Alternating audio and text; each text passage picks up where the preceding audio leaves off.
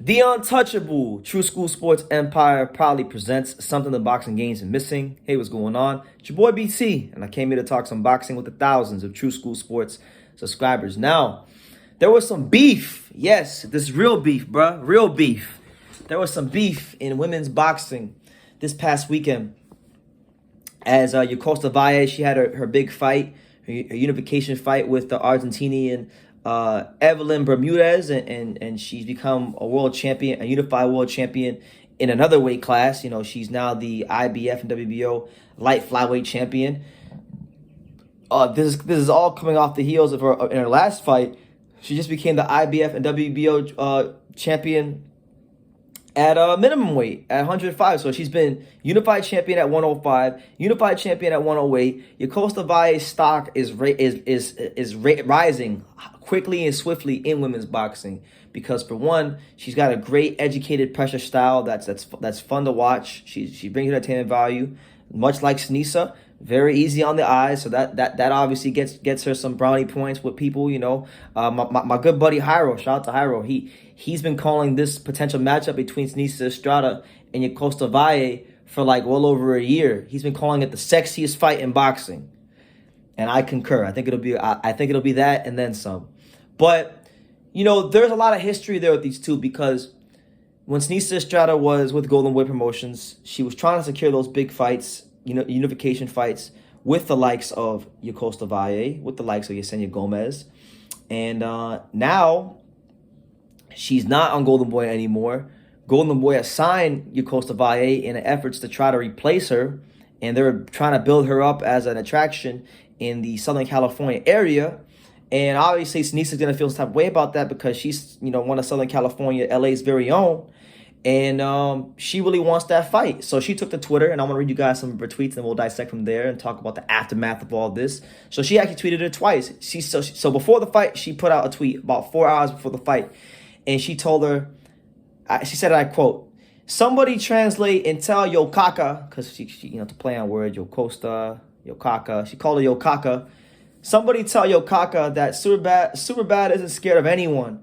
After I unify with Tina Rubshirt, who already handed Yokaka a loss, she can get a beating right after and take the third loss of her career." So Seniesa dropping some news there. She kind of just dropped some fight news there with that's a good fight because Tina did beat Yokosta Valle, and Yokosta does have 2 losses. One to Tina, who's a good fighter, who Seniesa's fighting next, and one to Naoko Fujika. So Yokosta's lost the 2 top girls around her weights, and no disrespect to those girls, but Seniesa Estrada is in a class by herself when we talk about skills, and I don't think it's a coincidence that there has been a struggle for Seniesa to get those top girls in the ring.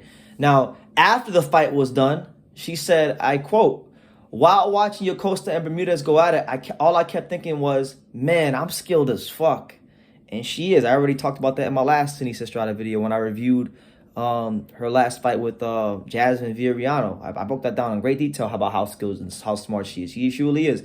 So look, man, Seniesa doesn't normally act like this, but this kind of goes to show you how badly she desires and wants this fight to prove to women's boxing, and not even just that, Golden Boy probably as well. She probably wants to stick at the Golden Boy and show them, hey, you put your money and you invested in the wrong female. You got it right the first time, but then you didn't understand what you had, and I kind of feel like that's what's going on here.